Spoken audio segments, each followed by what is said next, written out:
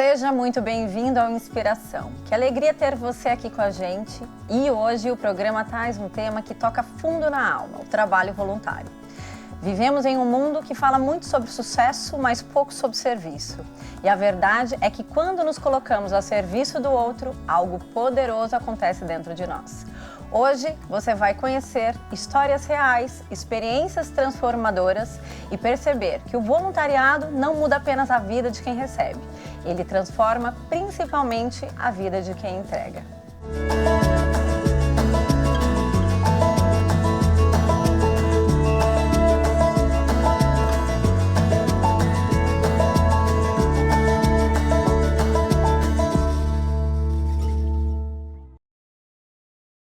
Compromisso social, empatia e construção de comunidades mais conscientes. O voluntariado é um caminho poderoso de transformação coletiva e também de crescimento pessoal. E para falar sobre esse impacto dessas ações, nós conversamos agora com Célia Natali Moscardi, pedagoga e presidente da Conexão Solidária. Seja muito bem-vinda, Célia. Obrigada.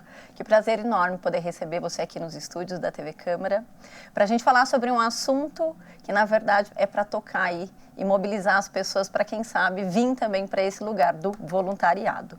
E diga para mim, o que te motivou a dedicar a sua vida ao voluntariado, à ação social?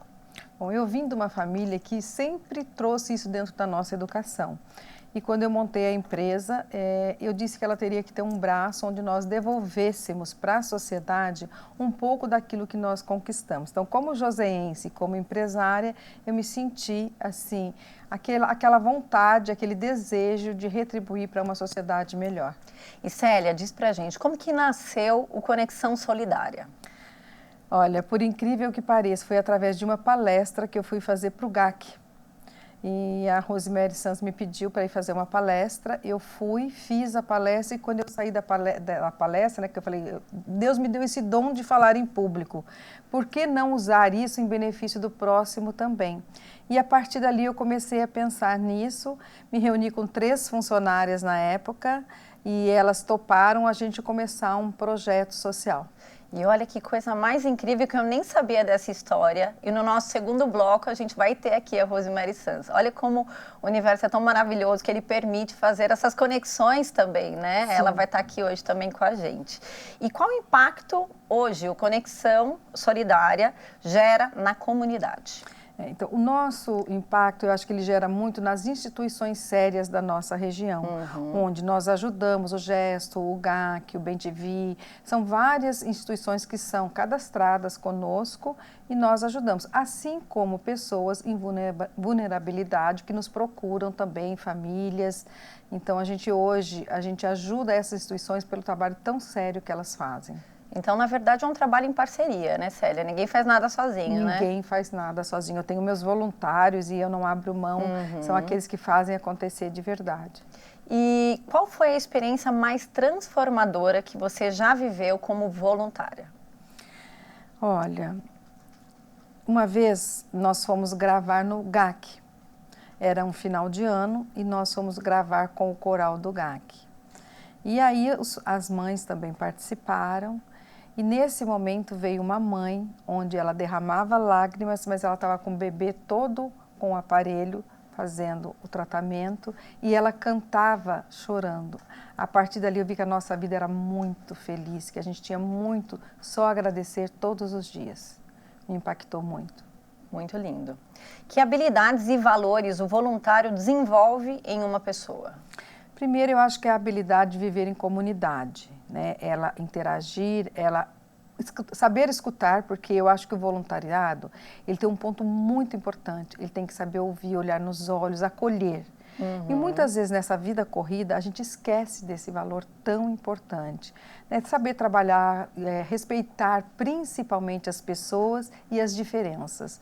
Então, eu acho que o voluntariado, além de tudo, ele agrega valores fundamentais para a nossa vida, para uma vida mais feliz, mais alegre, eu acho que ele ajuda no sentido de você ser mais um olhar para o outro. Célia, são 26 anos já, né, de envolvimento e entrega nessa missão. Como acontece para que as pessoas possam também contribuir nesse processo e nesse movimento do Conexão Solidária hoje? Bom, eu não faço nada sozinha. Eu tenho empresários que muitas vezes são patrocinadores dos nossos eventos, então é uma forma deles participarem. Muitos gostariam de ter um projeto e não têm, mas então eles nos ajudam com esse projeto. Outra coisa que eu acho assim muito interessante é que muitas pessoas falam, eu gostaria de ajudar, né? E às vezes não sabe como, então essa é uma forma. Mas o que a gente mais precisa é voluntário. Voluntário, né? Para o dia a dia. E quais são as atividades hoje que o Conexão Solidária realiza no dia a dia? Então, nós temos muitas campanhas, Thalita. Nós temos a campanha do Projeto Educação, onde nós formamos meninas de baixa renda para o primeiro emprego. Nós temos agora que vai começar esse ano o projeto com as costureiras, que nós faremos. Nós temos a feijoada, que geralmente nós fazemos para o Gesto. Sim. Nós temos um jantar ou um dia no campo que nós fazemos, Dia da Criança, o Natal. Então, assim, e o bazar. Sabe? O bazar é algo que dá um trabalho tremendo, porque você tem que fazer uma curadoria, você tem que fotografar, filmar. Sim. Hoje nós estamos só com o bazar online, mas por anos nós fizemos desfiles e fizemos o bazar presencial. Então, isso exige 4 meses de preparação. Sim. E aí a gente precisa desse voluntário. Então, os meus voluntários hoje que estão comigo são muito fiéis. Sem eles eu não consigo fazer nada. E Célia, você é uma mulher liderando uma equipe, né? Qual que é a importância da liderança feminina dentro de um projeto social? A liderança feminina, eu acho que ela tem assim uma sensibilidade de olhar para cada uma delas que estão comigo e entender o quando elas podem e o quando elas não podem. Né?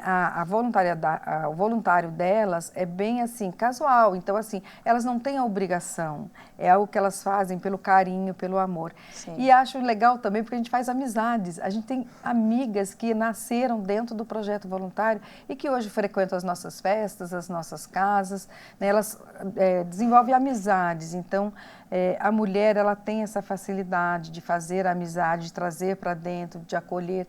Eu acho que isso, a minha própria empresa ajudou, porque a minha empresa era de muitas mulheres e poucos homens.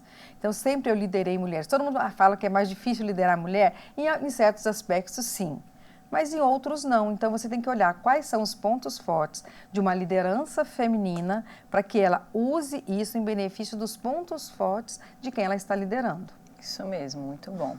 E de que forma as pequenas ações podem gerar grandes transformações sociais?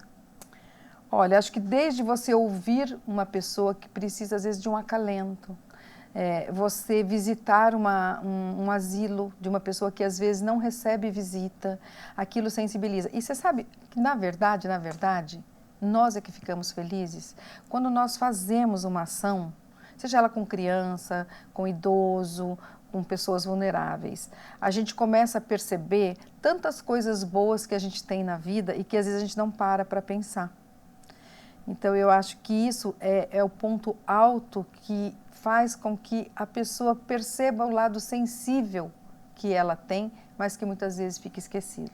Célia, algo que você falou que é muito forte, eu acho que é muito importante até para que a gente, como pais responsáveis, educadores, estimule dentro de casa, é que você cresceu no ambiente do voluntariado, do serviço, da entrega. E hoje em dia, né, com essa correria do mundo, as pessoas elas estão tendo essa dificuldade de olhar para o lado.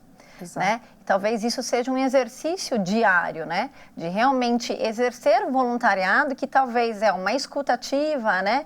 É uma empatia com o outro, né? Porque se você não conseguir ali no seu ambiente de trabalho, ou no seu lar, né? Ou na escola, exercer esse trabalho de se preocupar com o outro, como que você vai exercer esse trabalho voluntariado para a sociedade, Exato. né? Isso ajuda na profissão dele, porque quando ele faz o voluntariado, aquela escutativa que você falou, a paciência em ouvir, o saber ouvir e não somente o escutar, né?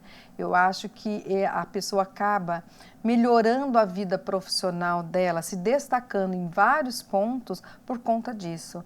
E a gente percebe hoje que as empresas também, elas estão sensíveis às pessoas que já praticam um trabalho voluntário. né? E a gente percebe, eu além desse projeto, eu sou voluntária num projeto também que vai para a Bahia, que vai para o norte de Minas, onde são comunidades muito pobres e que as mulheres não sabem o que fazer para ajudar.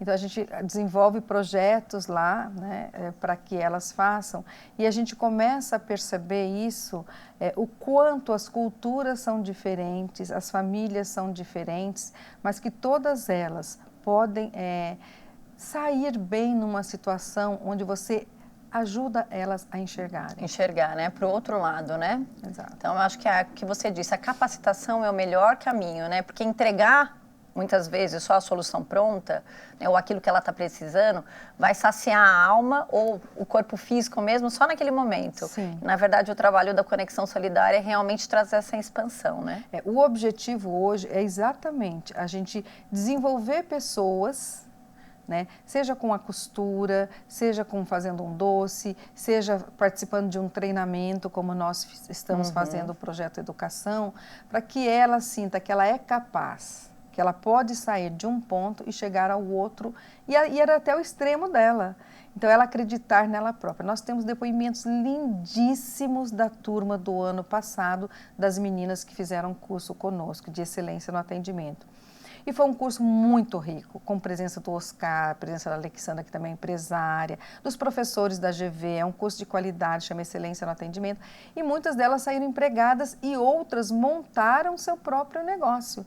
Então, isso me dá, assim, orgulho e prazer de ver que você mudou a vida daquela pessoa, não só dela, mas de todos que estão ao entorno dela. E esse é o principal objetivo do nosso projeto. Eu não conheço o Conexão Solidária, não fui ainda no espaço, mas eu já estou ficando aqui ansiosa para conhecer, né, esse espaço, esse movimento que vocês fazem. Realmente é de orgulho para a cidade ter um espaço, né, de acolhimento e de cuidado com o outro, principalmente com mulheres, né? Porque eu acho que você, como figura atuante e líder desse movimento, com certeza para elas é uma figura de inspiração. Eu sempre ouço isso. Ai, você me inspira, né? E aí eu acho que quando você ouve isso de qualquer pessoa, seja quem for, quando você ouve, você cria uma responsabilidade pessoal na comunidade, na sociedade muito grande. Então você tem que ser ética, você tem que realmente ter a sua ação, né, coerente com aquilo que você fala. Exatamente. Isso exige. Isso sempre foi uma coisa que eu procurei fazer. Porque nada inspira mais que o exemplo, né, Célia? Exatamente. E como que as empresas e a sociedade hoje pode se envolver de forma mais ativa com o voluntariado, com a Conexão Solidária ou de forma assim, como um voluntariado em geral? Bom, no voluntariado, ele entra em contato conosco e a gente explica o projeto, ele vai ver aonde que ele gostaria de ser voluntário. Com o empresário, em todas as nossas ações, né, como jantar, almoço, todos em benefício de alguma instituição, nós precisamos dessa ajuda financeira mesmo. Sim. Né? Então, às vezes é uma forma da própria empresa ter um projeto. Agora tem o ESG, que as empresas precisam ter. Elas precisam contribuir de alguma forma, né? Existe uma necessidade que está sendo cobrada delas, né? Exatamente. Então, é uma forma que ela pode. Eu não tenho tempo, eu não tenho gente para poder fazer isso. Então, nós fazemos com a parceria dela. Sim. E o que você diria para quem sente o chamado de servir, mas ainda não começou?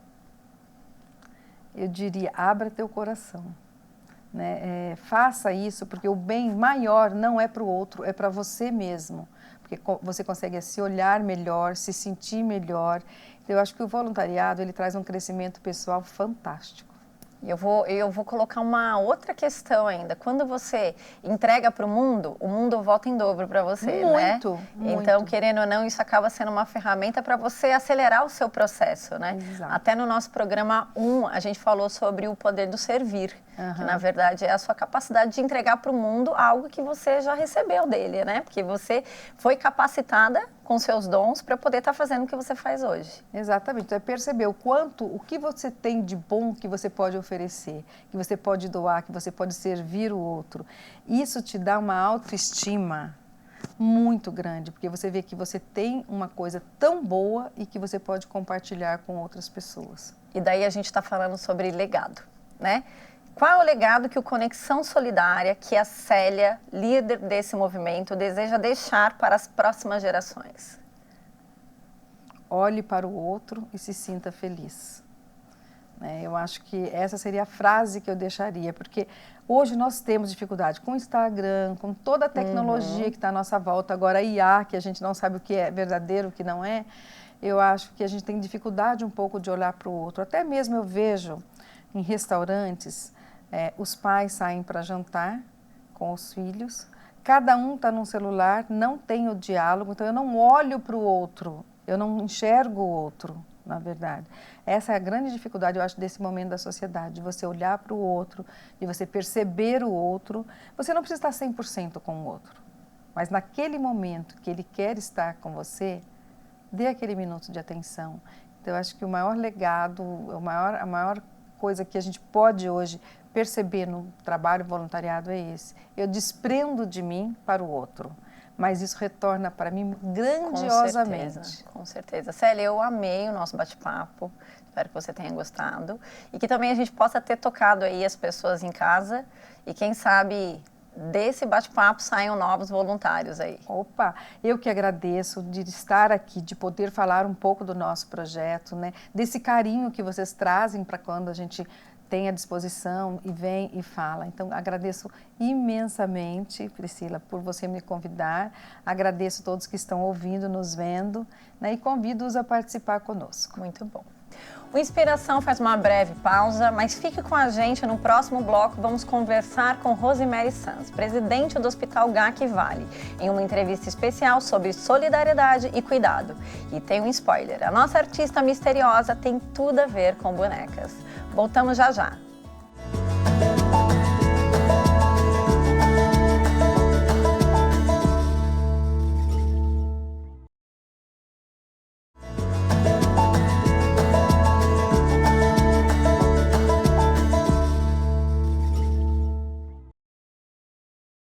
Há histórias que não se constrói com discurso, mas com presença contínua.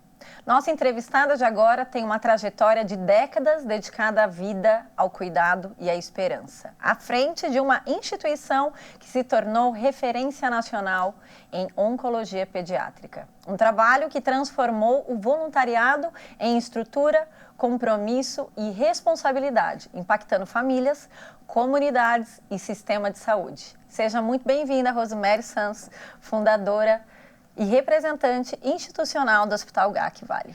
Obrigada, Priscila, pelo convite. É uma alegria estar aqui na TV Câmara falando um pouquinho sobre a importância do trabalho voluntário e sobre a importância de transformar vidas. Esse é o nosso propósito. E a gente já falou de você no primeiro bloco, porque a Célia já me falou que você foi a inspiração para que ela estivesse fazendo esse trabalho há tantos anos e a gente não sabia. Mas foi como você disse, é Jesucidência, né? Jesucidência, eu falo que nada é por acaso, tudo é Jesucidência. A Célia é muito querida, faz parte também desse exército de formiguinhas que se une para fazer a diferença na vida de milhares de crianças e jovens. E Rose, o que levou você, há 30 anos, transformar uma causa em uma instituição que hoje é referência nacional? Eu acho que foi o propósito realmente, de você não só fazer um trabalho voluntário, mas fazer um trabalho transformador e duradouro e que fosse realmente um trabalho que tivesse sustentabilidade. Mas assim, resumindo tudo, na verdade eu falo que foi propósito de Deus, tá, gente? É Deus que faz e a gente é instrumento usado por Ele. Então, voltamos para a Jesucidência. Então, Deus colocou isso na minha vida, não era a minha área, a minha área nunca foi a saúde, a minha área era a cultura, era a dança, o balé clássico, mas eu acho que, em primeiro lugar, foi um propósito de Deus. E depois foi essa minha vontade de realmente transformar uma realidade de uma maneira perene, sustentável, que realmente fizesse diferença. E quando você virou a chave e falou assim, preciso fazer isso, que você estava no lugar, virou aquela chavinha que às vezes não acontece no start, é um processo, o que aconteceu que você falou assim, estou indo para um novo caminho porque eu estou sentindo o chamado? Eu acho que o chamado foi muito claro, Na verdade, eu era muito jovem, eu tinha trabalhado como voluntária, em Sorocaba, então já tinha um hospital infanto-juvenil lá em Sorocaba. E aí foi o meu primeiro trabalho voluntário. A minha mãe sempre foi o meu exemplo, ela sempre fez muitas ações voluntárias. E aí eu voltei para cá, para São José dos Campos, e aqui em São José, em 1995, começou o serviço de oncologia pediátrica. Na época, né, não existia só a ambulancioterapia, bota na ambulância e vai embora. E aí, então, a prefeitura montou um grupo de especialistas, oncologistas pediátricos, então eram 3 médicos, né, 2 vieram de São Paulo, e aí, então, tinha o doutor Marcelo e o doutor Luiz Fernando, que eram os principais médicos. E o doutor Luiz Fernando, ele era ligado ao AC Camargo, a dona Carmen Prudente, e ele falava com o doutor Marcelo e os dois falavam comigo, olha, você é dinâmica, né, o grupo de médicos é uma parte muito pequena, a gente precisa ter o apoio de um grupo de voluntários, isso precisa crescer, isso tem muitas coisas que a gente precisa dar conta da família, da criança, do jovem, não é só a parte clínica. Não é só ali a ação do médico, não né? é só a parte do físico, né? Exato. Da saúde física, da doença, né? Você tem todo o entorno. E aí o doutor Luiz Fernando e o doutor Marcelo ficavam, olha, você tem que começar um grupo de apoio, você tem que começar um grupo de apoio. Eu falava, gente, não é minha área é cultura, eu sou bailarina clássica, como que eu vou começar? Não sou assistente social, não sou psicóloga, não sou nada, não tem como só. Não, mas você tem experiência como voluntário. E aí um dia eu tinha o meu filho pequeno, ele dava muito trabalho para comer, e nesse dia ele almoçou, dormiu. Eu falei, opa, vou até conseguir ver o repórter, vou ver, né, o jornal na TV. Liguei, né? A TV na época não tinha nem Instagram, tá, gente? É 1995, lá bolinha, tá? 1994. Aí liguei a TV e era exatamente uma reportagem de como o GRAAC, que é um hospital de São Paulo, que é mais antigo, tinha começado, os voluntários. Aí eu falei, tá bom, senhor, Deus está me mandando mensagem eletrônica, não vou poder escapar. Então, o senhor vai ter que me capacitar, porque eu não sei nem por onde começar. E foi aí o start que eu comecei e fundei o grupo de assistência à criança com câncer. Na época, nós éramos 5 voluntários, hoje somos 210 voluntários. Muito lindo. E fala pra gente, como que acontece hoje a atuação dos voluntários dentro da instituição? Então, o Hospital GAC é um hospital de alta complexidade, né? A gente atende mais de 500 crianças e jovens, é um hospital. Né? As pessoas às vezes falam assim, GAC, e não associa a um hospital. Então, ele funciona 24 horas, né? Ele tem UTI, centro cirúrgico, internação, quimioterapia. Então, ele tem toda uma ultra especialização, são profissionais extremamente especializados, mas a gente precisa humanizar e tem muito trabalho. E é aí que entra o voluntário, no acolhimento, na humanização, na multiplicação das atividades. Então, hoje a gente tem um programa de voluntariado, que também é referência para outros hospitais oncológicos do país todo. Então, esse programa ele tem uma gestão mesmo, né? Porque, o que eu sempre falo, você precisa ter a pessoa realmente trabalhando. Ela vai fazer um trabalho durante 4 horas, uma vez por semana, mas é um trabalho. Sim, então, tem que ter esse compromisso, tem né? que ter o compromisso, ela precisa saber o que ela vai fazer, ela precisa ser treinada para o que ela vai fazer, como ela vai fazer, o que ela vai falar. Eu vou dar um exemplo simples, né? Quando a gente inaugurou o hospital, depois de 9 anos, né, batalhando para construir, então, né, foram 9 longos anos, mas deu certo, a gente conseguiu construir o hospital. E aí eu chegava e falava, né, bom dia, tudo bem, gente? Bom dia, tudo bem? Bom dia, tudo bem? Até que um dia uma mãe teve coragem de falar para mim assim, se tivesse tudo bem, a gente não estava aqui. Aquele tudo bem fez mal para ela, né? E é uma coisa tão natural, então você tem que ter um treinamento tão automático. Então hoje eu falo bom dia. Sim. E paro por aí. né? Se ele vai ser um bom dia, se está tudo bem, Sim. vai para cada um. Então, tudo isso, ele precisa fazer parte desse programa. Então, hoje, ele funciona bem estruturado. A gente tem 12 equipes, cada equipe tem o seu trabalho, tem uma coordenadora. Então, a gente tem, por exemplo, a equipe de recepção de acolhimento. Então, essa equipe, quantas pessoas tem nessa equipe? Também tem que ter um limite, Sim. né? Senão você vai ter 50 pessoas, ela não vai ter o que fazer. Não vai ter o que fazer. Né? Ele fica muito ociosa e também fica gera uma desorganização, Exatamente, né? porque daí um voluntário começa a conversar com o outro e ele não está Isso, trabalhando. é. Aí, de repente, vira, né, uma confraternização e não um trabalho. Sim. Então, esses voluntários, eles acolhem o pai e a mãe que estão chegando, orientam, levam até a consulta, agilizam onde é o consultório. Sim. Então, a gente tem várias ações.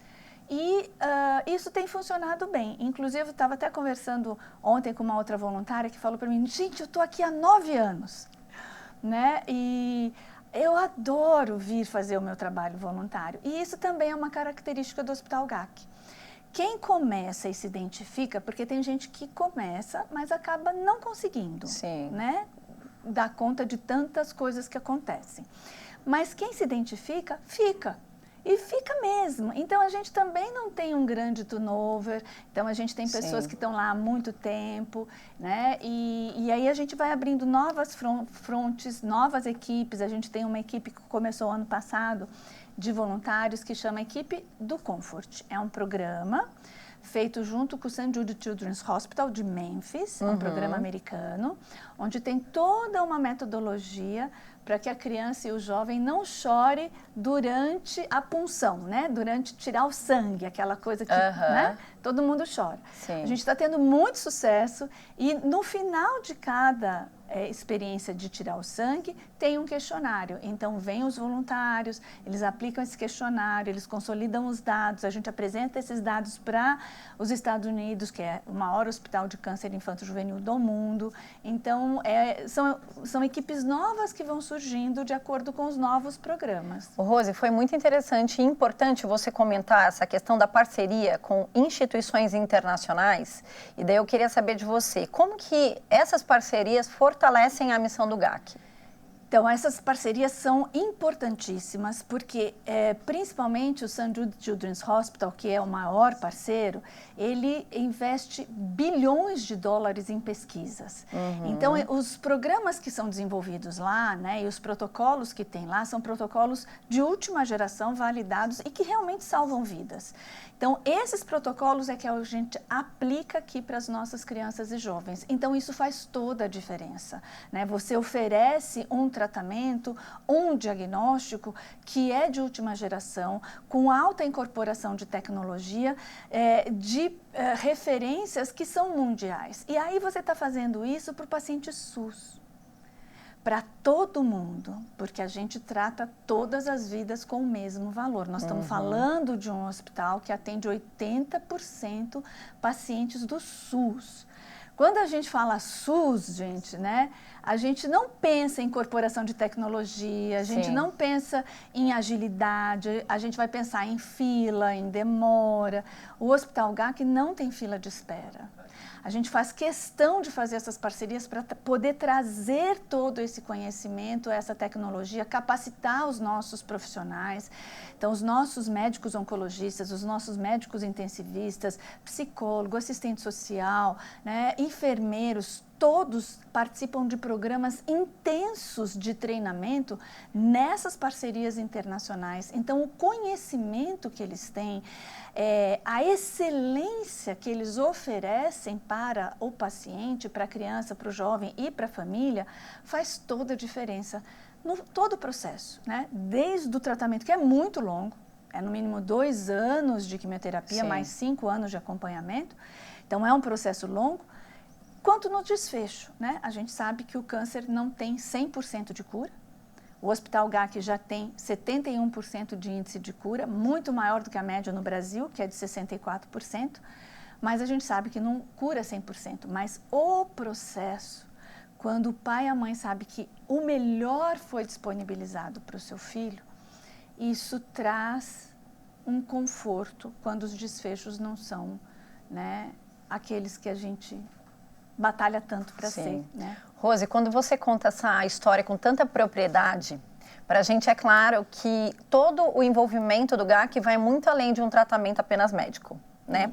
E o que muda na vida de uma criança e de uma família quando ela encontra um cuidado assim, tão integrativo, tão completo e que está alçando voos tão grandes que a gente olha para isso e fala assim, que orgulho, né? Ai, que de bom. ter um hospital desse aqui na minha cidade. A gente fica feliz. Fica. Eu sou muito coruja, gente, sou muito orgulhosa E a mesmo. gente percebe, eu acho que você tem que ser mesmo. Eu sou muito orgulhosa, porque assim, a gente é referência nacional, a gente traz o melhor do internacional e nós estamos em São José dos Campos atendendo toda a região do Vale do Paraíba, né? Então é um privilégio, né? Eu agradeço muito a Deus todos os dias por Ele ter me dado essa oportunidade de fazer parte dessa obra que é dele. Eu sou só mais uma mãozinha. Para ele ter insistido tanto, né? Ter insistido tanto, eu agradeço demais, mas a gente percebe, assim, o quanto as famílias são transformadas ao chegar ao hospital, né? A gente tem vários exemplos, né? Então, a gente tem um exemplo, por exemplo, de uma família que chegou, a mãe estava chorando muito, muito, muito, muito, e aí o pai falou, olha como aqui é bonito. Olha como a gente foi bem atendido. O médico ficou 1h30 com a gente atendendo. Na primeira consulta vai dar tudo certo. Então, esse olhar já muda tudo. Teve uma outra mãe que a gente foi fazer uma entrevista e perguntaram para ela, né? O que mais impactou quando você chegou na primeira vez ao hospital, né? E com a suspeita do seu filho estar com câncer? E aí a gente ia, né, todo mundo pensando, não, a rapidez do diagnóstico, né, o diagnóstico foi feito imediatamente, o tratamento começou em 3 dias, que foi o caso. E é o normal, né? Isso muda muito, né? Muda muito, né? Então, assim, a gente é muito, muito rápido, todas as famílias falam, então não teve espera, os diagnósticos são rápidos, são diagnósticos feitos com detalhes biomoleculares, genéticos, que não são nem previstos dentro do SUS. Isso só é possível graças às doações, né? Então, assim, a gente achou que ela ia fazer toda essa parte e, na verdade, o que ela falou? Que o que mais impactou foi que todo mundo sorriu para ela. E que toda vez que ela chega, está todo mundo sorrindo.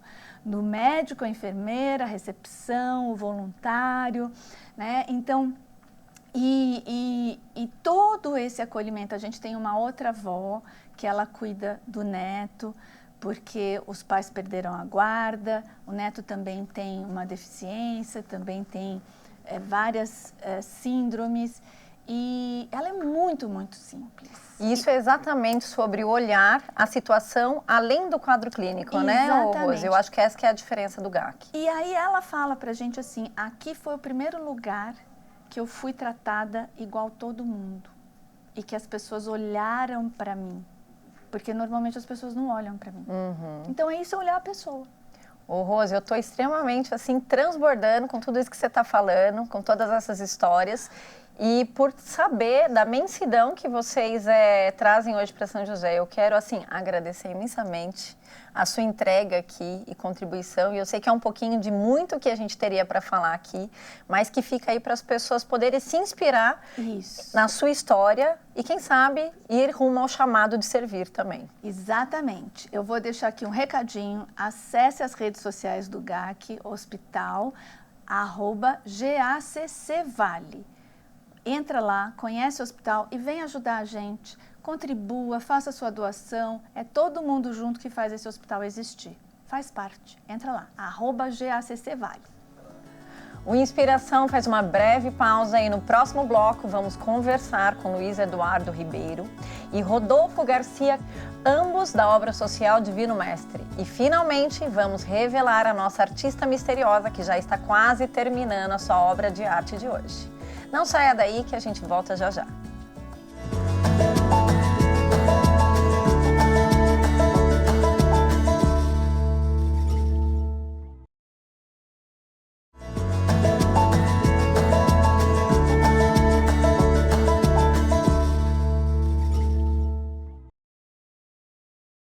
A obra social Divino Mestre nasceu do desejo de cuidar de quem está perto. Fundada em 9 de março de 2024, a instituição atua no atendimento a comunidades próximas, oferecendo assistência e promovendo desenvolvimento social. Para conversar com a gente sobre essa experiência, recebemos hoje Luiz Eduardo Ribeiro e Rodolfo Garcia Colevati, presidente e vice-presidente da obra social Divino Mestre. Muito bem-vindos. Obrigado. Muito obrigado. E para a gente começar esse bate-papo, diz para a gente, Luiz, o que levou vocês a transformar a vontade de ajudar em uma obra social estruturada? Bom, nós somos de uma comunidade espírita, nós somos de um centro espírita, né? E o espiritismo, ele é conhecido por fazer obras de caridade. Praticamente faz parte, está ali na instituição, o nosso estatuto já prevê isso, então a gente só colocou em prática. O que a gente precisava mesmo é encontrar os voluntários, e que a gente descobriu isso, que tinha muitos voluntários ali disponíveis para ajudar a tornar realidade, né? Isso, não é? E o Centro Espírita Divino Mestre fica localizado ali no centro de São José dos Campos. Então, as comunidades carentes no entorno ali são muitas. São muitas. Então, a gente tinha a possibilidade, a oportunidade e tínhamos os voluntários. Muito bom. Rodolfo, em um mundo tão carente de tempo, por que servir ainda é um ato revolucionário? As pessoas hoje realmente não têm muito tempo, não é? Mas eu penso que a hora que você consegue dar esse tempinho, algum tempinho para a comunidade, você se transforma. E essa realmente transformação individual, ela muda muito a vida das pessoas, não só de quem está recebendo, mas de quem está doando também.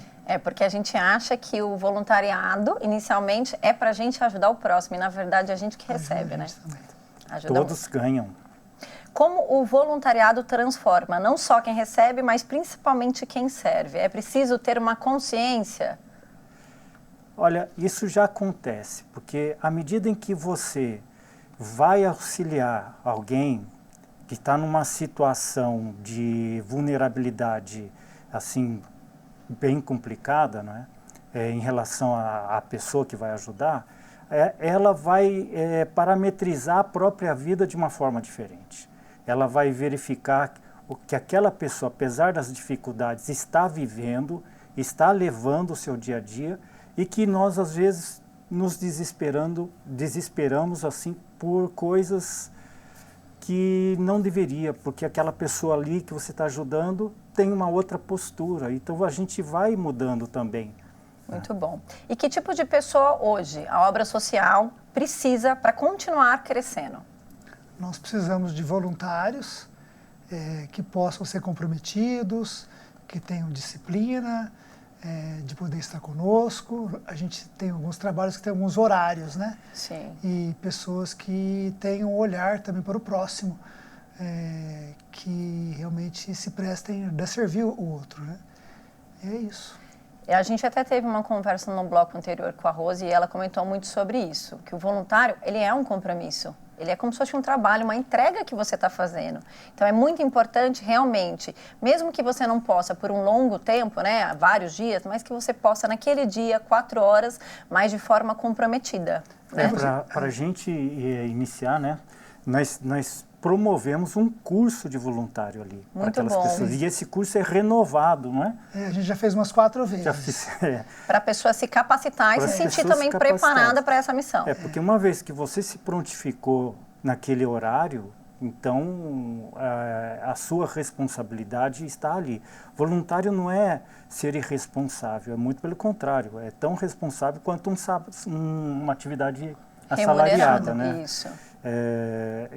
E a gente tem várias atividades diferentes, não só junto com as famílias carentes, a gente tem que preparar as coisas antes. Sim. Então tem Não voluntários. é só o dia, né? Tem voluntário que não pode ir no sábado, que são 2 sábados ao mês. Isso. A voluntária vai só na terça-feira preparar o kit. Tem voluntário que só pode ir uma vez por mês, não pode ir as 2 vezes por mês no sábado, não tem problema.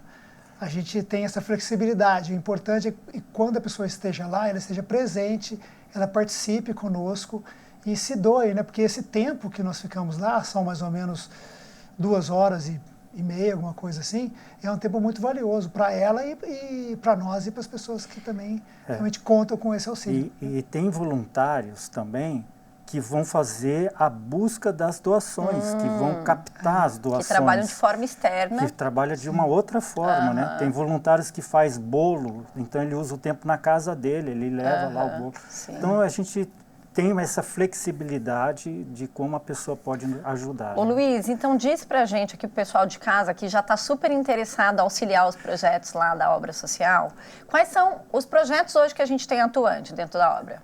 A obra ela tem o projeto Pão Nosso, que é um projeto que recebe as famílias carentes. Já estamos ali com 40 famílias carentes, já até batemos isso, não 45 foi? hoje. Chegamos a 45.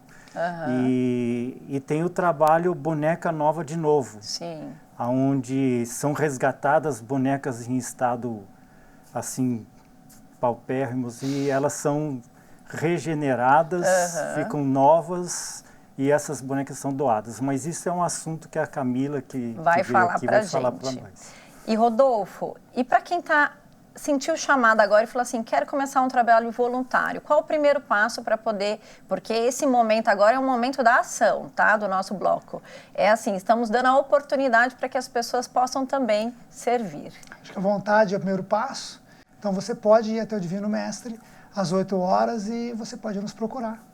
Estaremos lá. Ok. E qual que é a rede social da obra? O Instagram é @Obra Social Divino Mestre. Perfeito. Como cada talento individual pode encontrar um propósito dentro do voluntariado? Ali, o voluntário tem um leque de atividades considerável. Você pode atuar na recepção das famílias, você pode atuar na exposição, pode atuar no auxílio ali, nas aulinhas com as crianças, que tem gente que gosta de criança. Sim. Não é? Adolescentes também. Adolescentes também, a gente tem um grupo que vai cuidar dos adolescentes. Você pode atuar na cozinha, se você às vezes, não, eu não quero estar ali no meio das pessoas, Sim, tem a cozinha. Tem outras atividades. Varrendo o chão, a gente varre. Exatamente, depois, acolhimento, tem que né? limpar as cadeiras.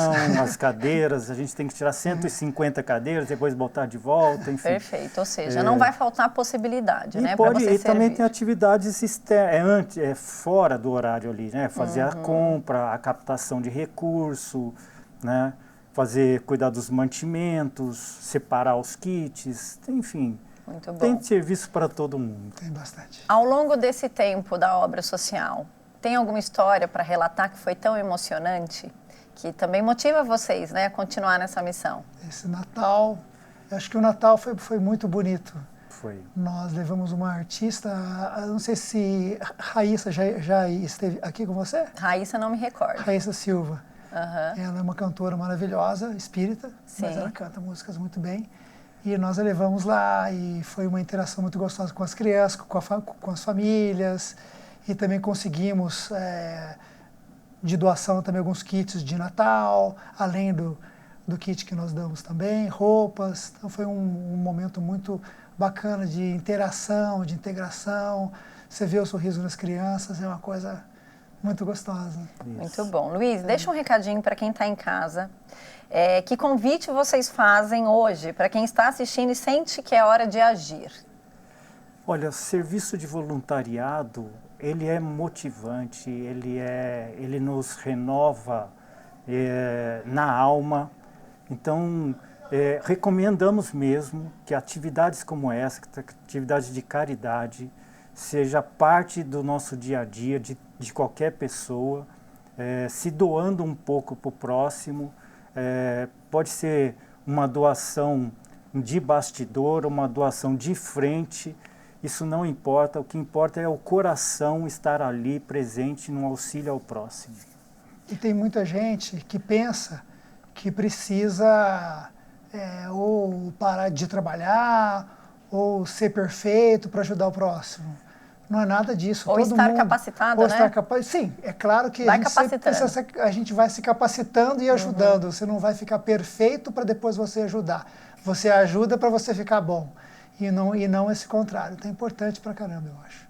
Muito bom, gente. Acho que foi muito importante essa participação da obra social hoje, para poder trazer mais ação para as pessoas e um convite direto aí para que elas possam agir. Então, repetindo, a obra social Divino Mestre acontece dentro do Centro Espírita Divino Mestre, que fica ali próximo do cemitério, ali na Rubião Júnior, né? Número 640. 640. Isso. Então, fica o convite aí para que Isso, vocês possam conhecer. Todos segundos e quartos sábados às 8 horas da manhã. Muito bom. Muito obrigado pela participação de vocês. Muito obrigado. Nós que agradecemos. Alguns gestos que à primeira vista parecem simples podem ter um impacto gigante na vida das pessoas. Desde agosto de 2024, um projeto tem transformado doações em afeto, restaurando bonecas e devolvendo essas peças como novas para as crianças em situação de vulnerabilidade. Com um olhar atento e mãos cuidadosas, cada detalhe, do cabelo ao vestido, é feito com propósito, sustentabilidade e muito carinho. Mais do que brinquedos, esse trabalho entrega cuidado, dignidade e esperança. Uma arte discreta, mas que transforma de verdade.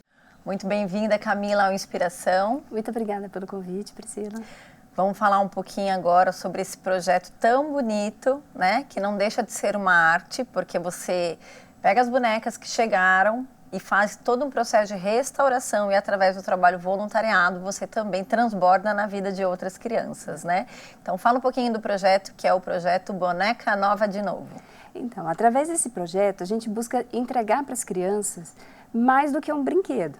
A gente busca entregar um pouco de esperança e muito carinho, muito afeto, por um processo que passa por muitas mãos dedicadas, e a gente vai desenvolvendo jeitos e formas de recuperar. A gente costuma dizer que nenhuma boneca fica para trás. Então, um item que iria para o lixo ou que não teria o mesmo nível de encantamento para uma criança, a gente entrega em condições de nova, com a esperança de fazer os olhos daquela criança brilhar. A gente quer levar um pouco de alegria para essa fase tão preciosa da vida que é a infância. Eu acho que através desse projeto a gente está ensinando várias coisas hoje, né? A gente está ensinando sobre sustentabilidade, que é muito importante, né? A gente está ensinando através das nossas crianças o quanto é importante a gente doar uma parte da gente, né? Porque às vezes a criança tem um apego, mas ela sabe que não precisa ter todas essas bonecas, né? E o processo de entregar para o outro, né? De servir, do voluntariado mesmo, né? Em que momento você percebeu que restaurar bonecas poderia se tornar um projeto de impacto social? Olha, eu conheci um projeto que recuperava brinquedos, chamava Oficina de Brinquedos, e eu fui me voluntariar nesse projeto, e a primeira pergunta que ela me fez: você sabe costurar? E eu, não, porque a maioria das bonecas que a gente recebe, elas vêm sem roupa. Então, a maioria das bonecas já são usadas, elas já estão ali no fim do ciclo de vida, e elas vêm sem roupas, e uma grande demanda que ela tinha era de fazer roupas para as bonecas. Falei, bom, eu não sei fazer roupa, mas eu sei fazer muitas outras coisas. E aí comecei a trabalhar nesse projeto. E quando surgiu a obra social Divino Mestre, eu tive a ideia de submeter a esse trabalho de recuperação de bonecas em busca de pessoas que complementassem as minhas habilidades, principalmente na reforma e na fabricação das roupinhas. Nas costuras. Então, dessa forma, a gente conseguiu expandir as ações, a gente conseguiu solucionar uma lacuna que a gente tinha ali, que era a demanda da produção das roupinhas, e o projeto acabou que a oficina de brinquedos ela não teve continuidade, foi um projeto que precisou ser descontinuado, e a gente manteve essa ação dentro do projeto Boneca Nova de Novo, junto à obra social Divino Mestre. Então, hoje você tem uma equipe onde cada uma tem uma atuação. Quem costura a roupinha, confecciona, aquelas que fazem a restauração. Como é que funciona essa gestão de funções? Bom, uma boa parte do trabalho é um trabalho muito simples. Então, a gente faz o treinamento para aquelas pessoas que precisam, a gente desenvolve algumas soluções para a maioria dos problemas, mas a gente recebe as bonecas, faz uma triagem e verifica dentre as voluntárias quais são as habilidades. Então, algumas bonecas, por exemplo, esse tipo de boneca, é muito difícil fazer uma roupinha de tecido. Então, a gente acaba direcionando para um artista que faz roupinhas em crochê. Outros tipos de bonecas, elas precisam de arrumar os cabelos, arrumar a limpeza. Então, a gente acaba... Algumas bonecas passam por 6 mãos, mais ou menos. E outras, elas precisam de consertar o corpinho. Então, a gente vai direcionando de acordo com a disponibilidade e com as habilidades das artesãs, das voluntárias que fazem parte do trabalho. E o que muda dentro de você a cada boneca que ganha uma nova história? Sempre se renova a esperança, Priscila. Porque, assim, eu acho que quando a gente trabalha com infância, a gente trabalha com uma fase, como eu falei, preciosa da vida.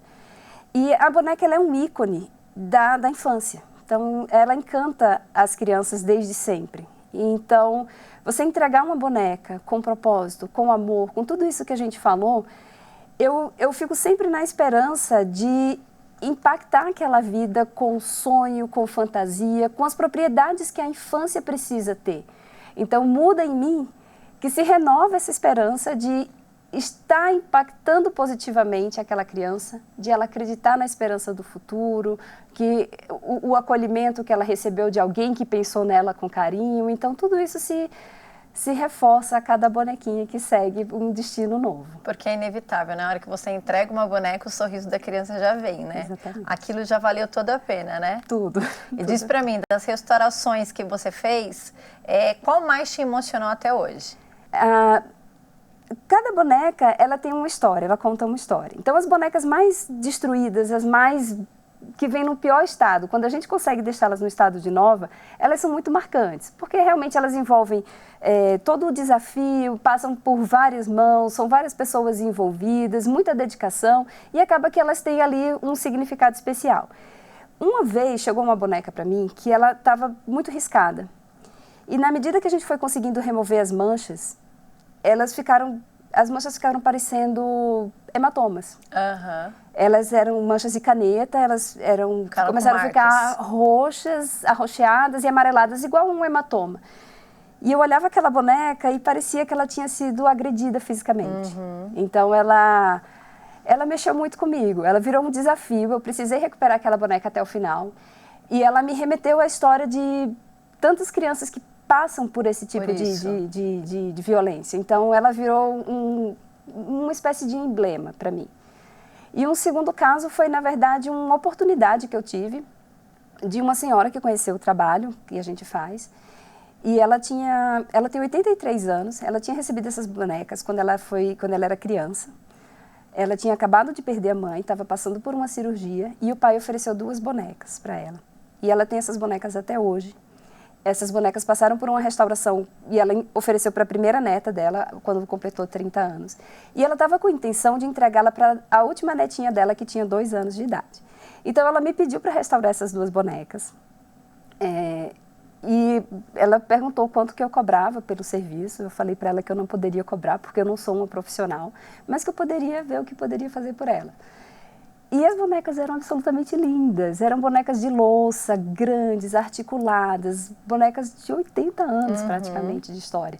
E no final, quando aquelas bonecas ficaram prontas, foi um trabalho tão bonito que eu me senti muito grata de ter tido a oportunidade de passar por aquilo. Eu aprendi bastante coisas, eu aprendi a fazer peruca, lace de boneca, fiz bastante coisas nelas, e o sorriso da Dona Paula, ao receber aquelas bonecas com tanta história, com tanto significado, foram muito marcantes também, porque eu percebi que a gente não consegue impactar somente uma pessoa que está em vulnerabilidade social. Às vezes, uma pessoa que tem uma boa condição social, ela tem sempre uma história. E a história da Dona Paula é de bastante dificuldade, ela tem uma saúde muito frágil, eu tive que levar as bonecas na casa dela. Então, foi uma história também bastante emocionante, que não está tão relacionada ao processo social, mas foi muito marcante. E Camila, como hoje o programa Inspiração pode te ajudar a trazer mais pessoas para que a gente possa dar mais força para esse movimento e continuar aí eternizando momentos como esse? Olha, a gente recebe todo tipo de doação relacionada ao processo. A gente recebe bonecas, a gente recebe material para a restauração das bonecas, tecidos, enchimentos, material de limpeza, sabão, amaciante de roupa, aviamentos, linhas, todo esse tipo de material a gente recebe como doação e, principalmente, tempo. Tempo. É uma habilidade, algumas pessoas, alguns trabalhos exigem habilidades, por exemplo, saber costurar, mas a maior parte do trabalho é feito com dedicação e tempo. Então, embrulhar as bonecas para que elas fiquem prontas para entrega, separar, limpar, arrumar os cabelos, tudo isso é um trabalho razoavelmente simples que a gente consegue treinamento. Então, quem quiser ajudar é bem-vindo. É um trabalho que a gente também consegue fazer com a disponibilidade de tempo que a pessoa tiver. Lembrando que o projeto Boneca Nova de Novo é um projeto que está dentro do Divino Mestre, né, que nós escutamos aí antes da entrada da Camila. Então, se você quer participar também, vai até o espaço do Divino Mestre ou entre em contato com as redes sociais para que, quem sabe, você também possa entregar um pouquinho do seu tempo ou de algo que você tem para contribuir nessa missão, né? Isso, os voluntários podem trabalhar em casa, podem trabalhar com poucos materiais, pouco espaço, basta querer. Muito bom. Camila, é maravilhoso ouvir toda essa história de transformação e de entrega que você tem com essa arte que você faz e que você não deixa só para você, você entrega para o outro, né? Mais do que bens materiais, é aquilo que você deixa de sentimento quando as pessoas recebem, né? Exatamente. É isso. Obrigada pela sua participação aqui no quadro Arte em Movimento de hoje. Eu que agradeço pela oportunidade. Hoje ficou claro que o voluntariado não é sobre ter, é sobre ser. Servir é lembrar que todos estamos conectados. É entender que quando você estende a mão, o seu coração também se expande. Que este programa te inspire a olhar para o outro com mais amor e para si mesmo com mais propósito. Porque quando você serve, você transforma. E o mundo começa a mudar dentro de você.